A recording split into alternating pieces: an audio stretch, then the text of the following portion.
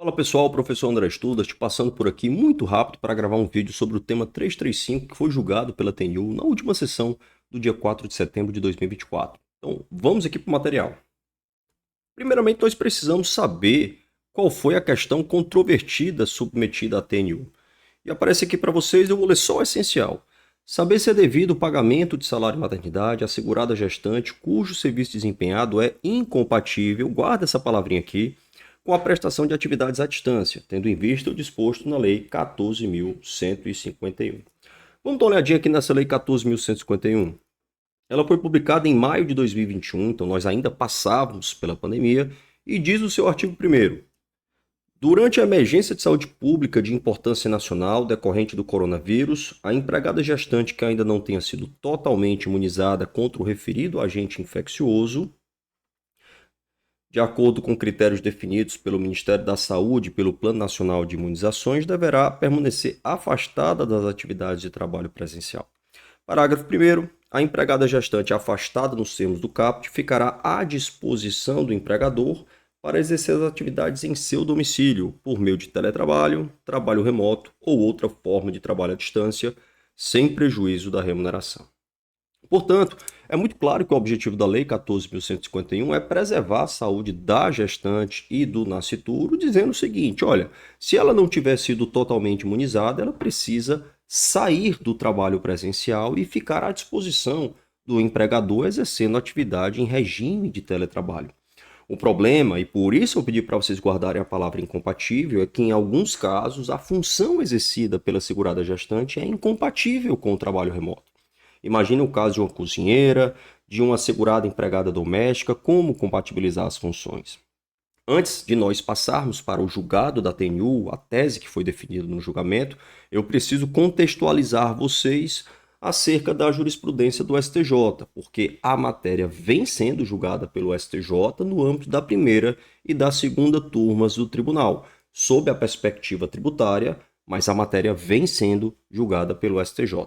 Deixa eu mostrar aqui para vocês. Então, inclusive, essa aqui aparece no informativo 822, que foi publicado no final de agosto de 2024. Vamos diretamente para o destaque. Não é possível o enquadramento com o salário maternidade dos pagamentos realizados às empregadas gestantes afastadas de suas atividades presenciais durante a emergência de saúde pública decorrente do novo coronavírus, segundo as hipóteses da Lei 14.151. Com esse esclarecimento, passemos agora à tese firmada pela TNU por maioria de votos. Prevaleceu o seguinte entendimento: enquadra-se como salário maternidade a remuneração paga às trabalhadoras gestantes afastadas por força da Lei 14.151, quando comprovada a incompatibilidade com o trabalho à distância e for inviável a alteração de suas funções. Percebe-se que a TNU julgou de maneira diferente da que vem sendo julgada pelo STJ no âmbito da primeira e da segunda turmas do tribunal. O que a relatora trouxe de argumentos para conseguir escapar dessa jurisprudência do STJ? Deixa eu mostrar aqui para vocês. A relatora, inicialmente, argumentou que havia necessidade de fazer um distinguish em relação aos precedentes do STJ, porque para ela, o caso julgado pela TNU tinha uma peculiaridade: a função exercida pela segurada gestante era incompatível com o trabalho. E a partir daí ela passou a fazer uma análise da questão sob a perspectiva constitucional, no sentido de resguardar a saúde da gestante, do nascituro, a proteção à maternidade. Ela invocou também o tema 72, julgado pelo STF, no sentido de que a contribuição patronal da empresa sobre o salário de maternidade era inconstitucional, porque poderia gerar um ônus para a empresa a ponto de gerar uma discriminação em relação ao trabalho das mulheres. E a relatora também invocou uma analogia com o artigo 394-A, parágrafo 3º da CLT. Deixa eu mostrar rapidamente o que diz esse 394-A da CLT. O 394A ele trata do caso de uma segurada gestante que não pode exercer atividade exposta a agentes nocivos. E aí ele veda essa possibilidade de trabalho, e o parágrafo 3º traz um dispositivo aqui, uma regra extremamente relevante para o caso. Diz o seguinte: Quando não for possível que a gestante ou a lactante afastada nos termos do CAPT, o trabalho insalubre, exerça suas atividades em local salubre na empresa, a hipótese será considerada como gravidez de risco e ensejará a percepção de salário maternidade nos termos da Lei 8213 de 91. Então, a relatora entendeu que havia necessidade de nós aplicarmos a mesma rácio, o mesmo raciocínio, aqui no julgamento do tema 335. Como eu disse, o julgamento foi por maioria. Então, houve apresentação de voto divergente e é importante eu citar para vocês os argumentos do voto divergente. Em primeiro lugar, o juiz que divergiu da relatora disse o seguinte: olha, com a devida vênia, não há propriamente uma distinção entre os julgados do STJ e a situação submetida a julgamento. Por quê? Porque em alguns julgados do STJ, a questão da incompatibilidade da função com o trabalho remoto chegou a ser enfrentada expressamente pelos ministros.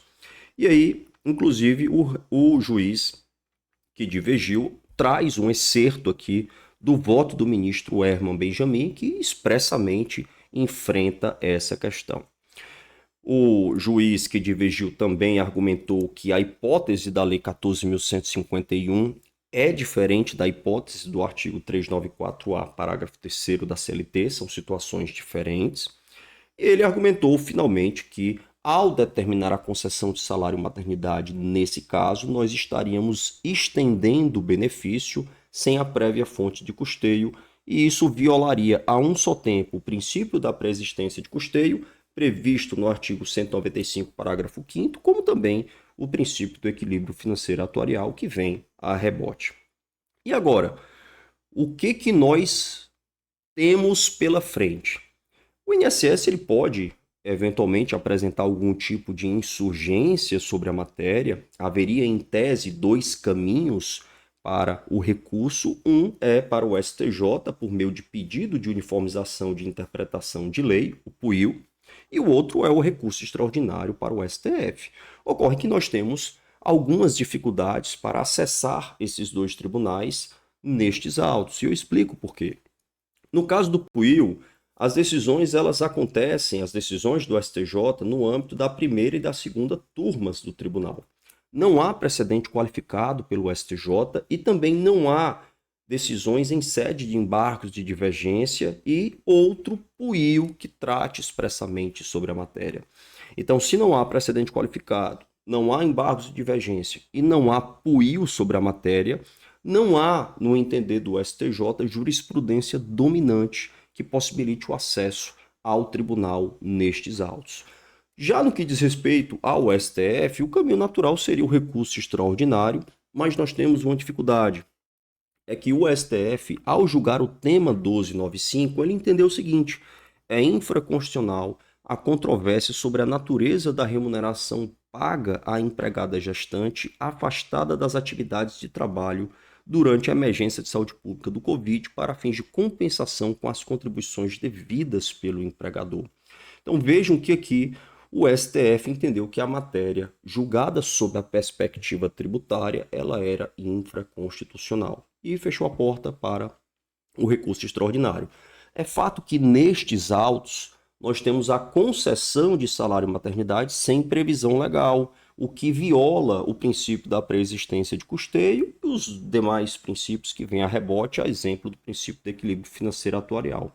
Então, apesar de a discussão lá no fundo ser a mesma, os enfoques eles são diferentes e eventualmente pode ser que a questão consiga subir para o STF sob essa perspectiva exclusivamente previdenciária. Mas, de fato, não há como negar que há dificuldades, sim.